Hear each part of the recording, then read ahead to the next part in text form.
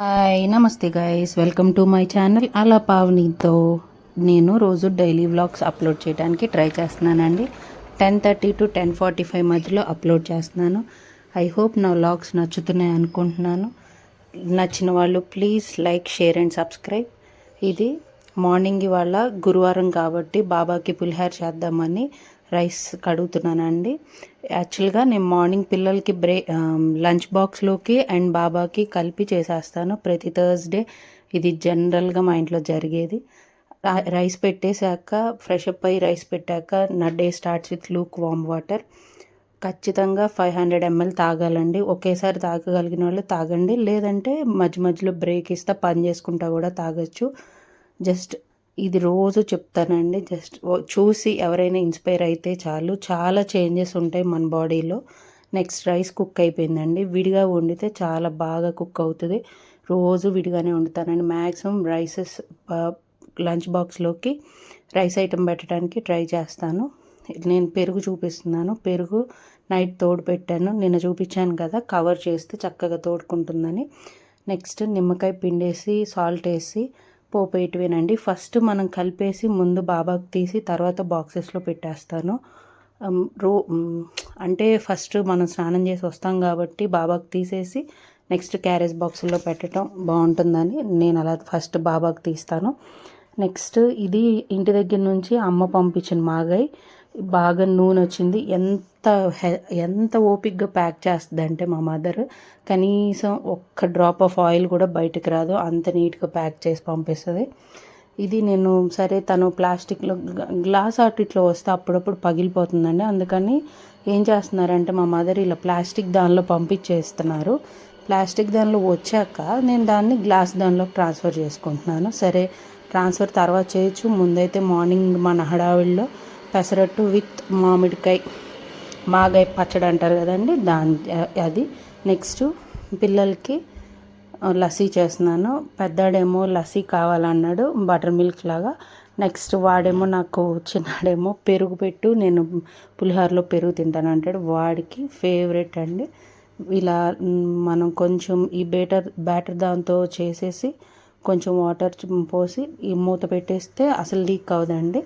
నేను అదే చెప్తున్నాను ప్రతిరోజు. మిల్టన్ మేక్స్ చాలా డిఫరెన్స్ ఉందండి. అసలు ఏమీ లీక్ అవ్వదు. పిల్లలు ఎలా పడేసినా లీక్ అవ్వదండి. నెక్స్ట్ చెప్పాను కదా, చిన్నాడు బటర్ మిల్క్ వద్దంటున్నాడు.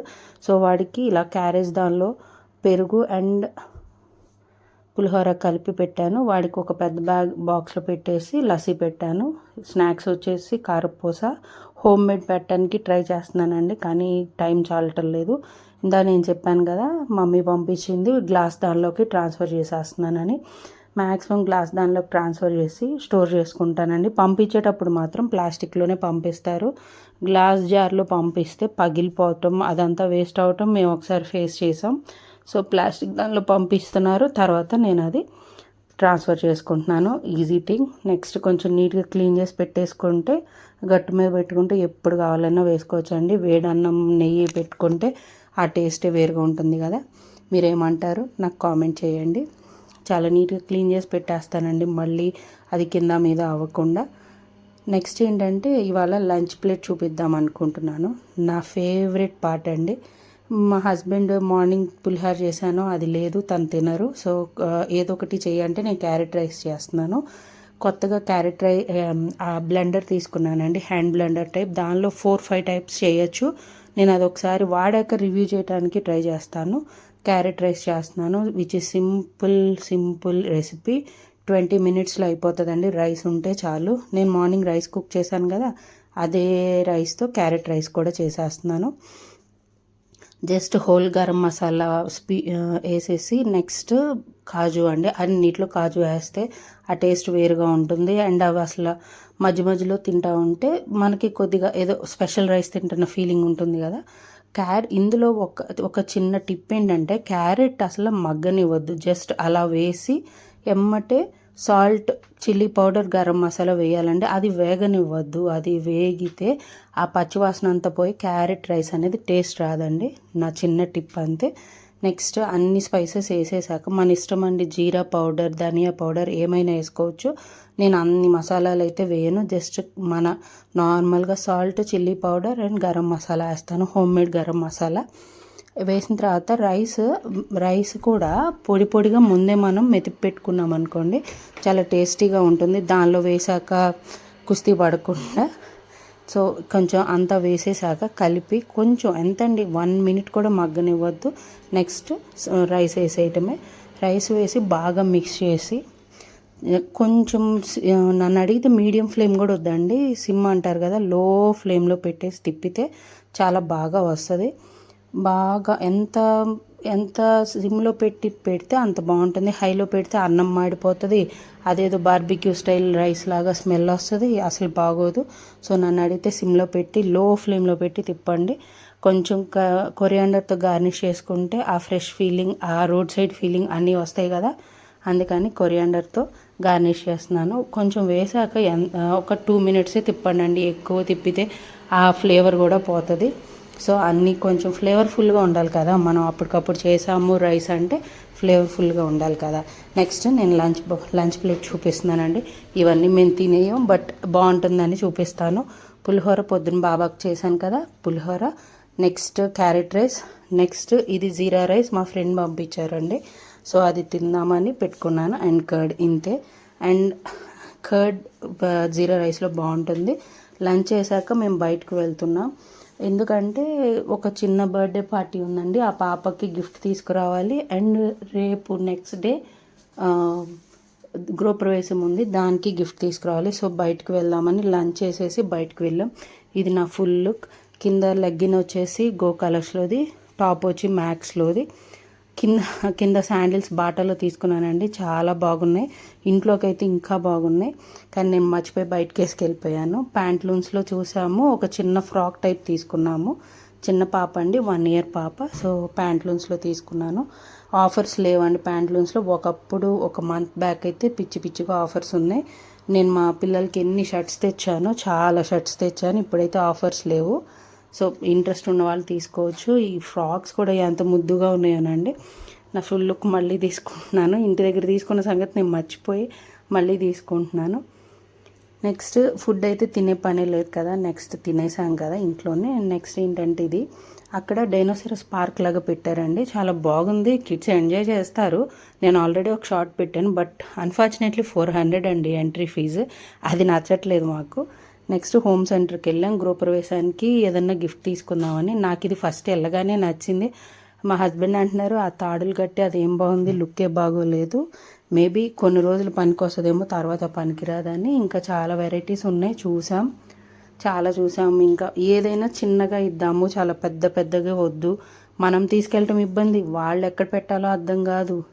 సో మాకు చాలా చూసాము, ఇవన్నీ నచ్చినాయి అండి. ఈ డైనోసారస్ టైప్ దానిలో ఈ ఫ్రాగ్ ఒకటి నచ్చింది, కానీ డెకరేషన్ పీసే కానీ ఏమో ఎక్కడ పెడతారనిపించింది. నెక్స్ట్ ఏమో ఈ చిన్నవి నచ్చినాయి అండి, కాకపోతే ఎక్కడ పెడతారు అనేది అర్థం కాల. నెక్స్ట్ అసలు నేను ఈ ఇది తీసేసుకుందాం అనుకున్నా, బట్ ఏమైందంటే 499 అని ఉంది దాని దగ్గర. తర్వాత కింద చూస్తే 699 ఉంది.